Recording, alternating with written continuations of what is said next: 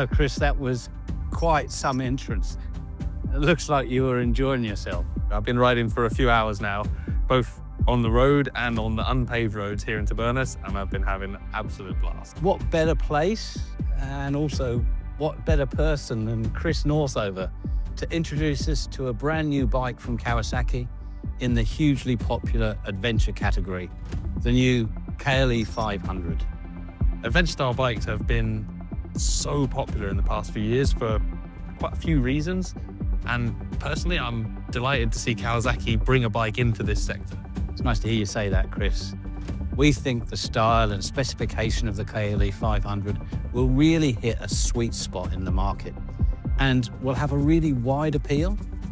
Now that you're able to take a short rest from enjoying the KLE 500, I'm going to take advantage of your knowledge and experience so we can all share the key points of this new bike.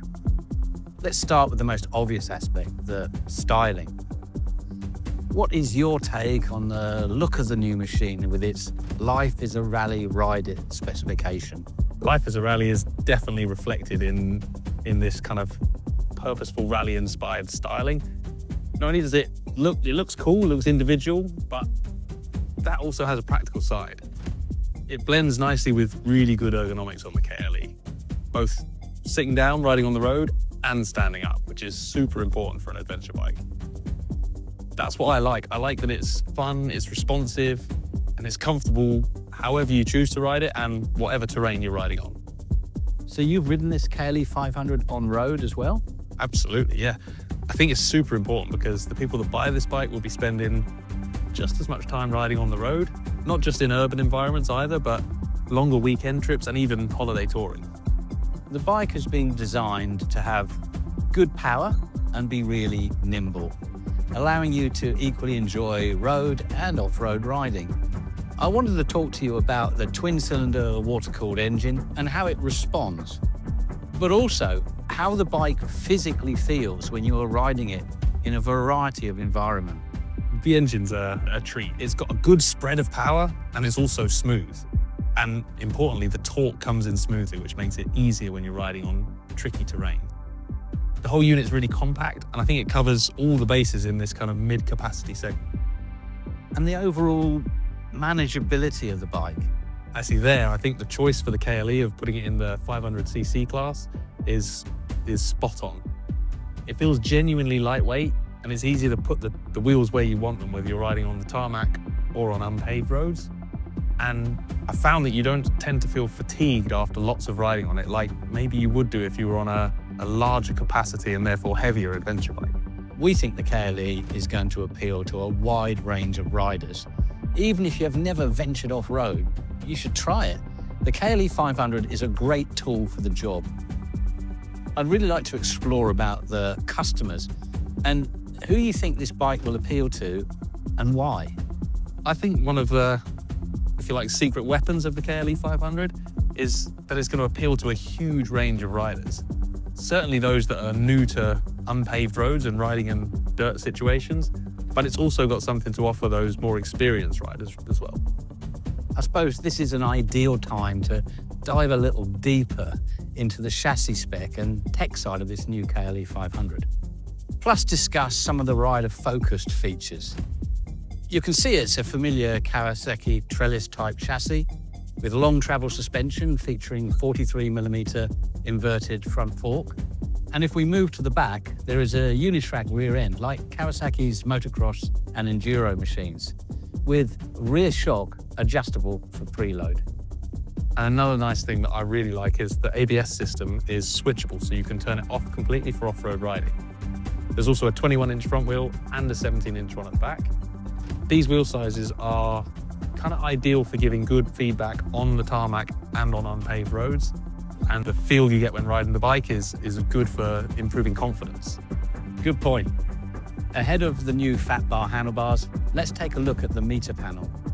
The TFT screen clearly shows you all the information you need instantly, but the KLE 500 also offers a voice command function with your smartphone using the Kawasaki Rideology app. Yeah, if you've got a headset on in your helmet, you can literally ask your KLE things like, what's your fuel range, where the next fuel station is, or even locate the local coffee stops and loads of other useful items. This one here is the SE version. Compared to the standard, the SE comes with some key differences.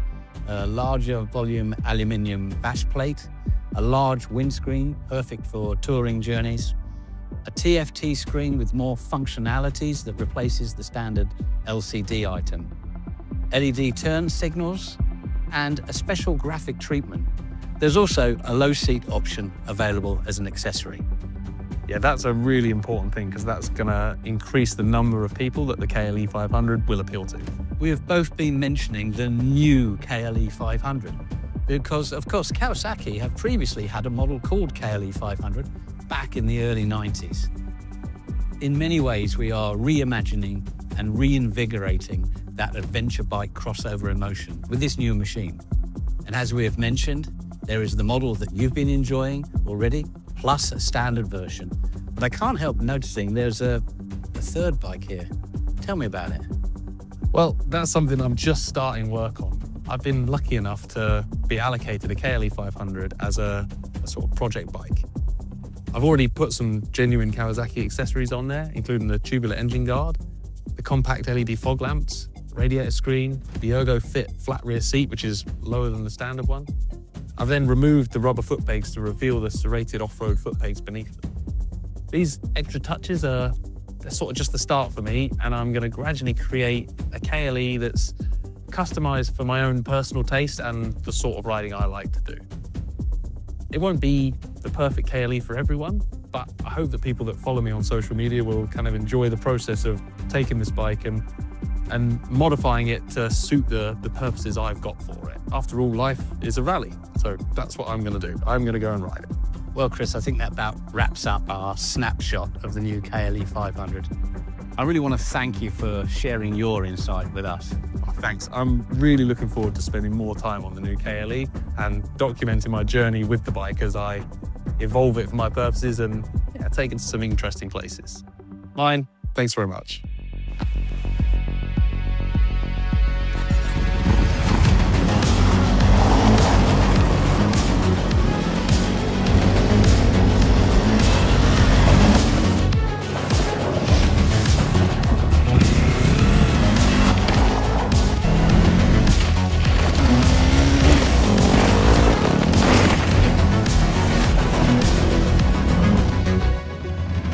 Enough talking. Life is a rally. Let's ride.